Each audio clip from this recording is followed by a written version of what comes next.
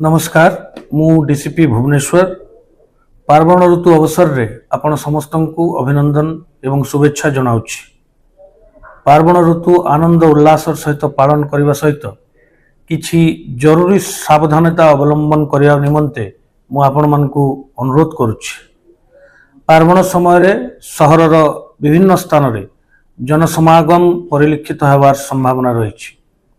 दुई चकिया और चारि चकिया जान को निर्धारित स्थान रे सठिक भाव रे डबल लॉक कर रखंतु एवं कौनसी मूल्यवान सामग्री गाड़ी भितर दयाकर रखंतु नहीं। भीड़ थिबा स्थान रे सतर्कता अवलंबन करंतु।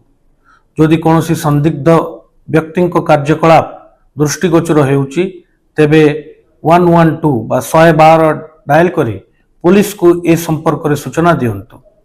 निजर मनी पर्स वैनिटी बैग एवं मोबाइल को जत्न सहकार रे रखंतु।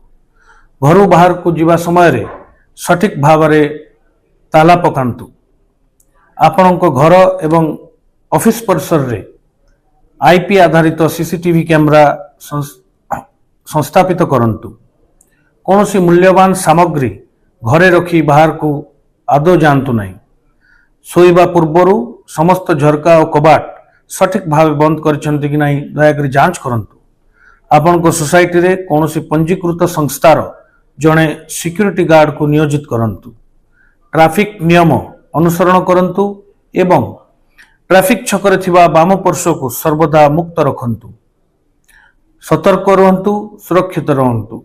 भुवनेश्वर पुलिस तरफ पुणी थरे आपण समस्त को अनेक अनेक शुभेच्छा और अभिनंदन। धन्यवाद।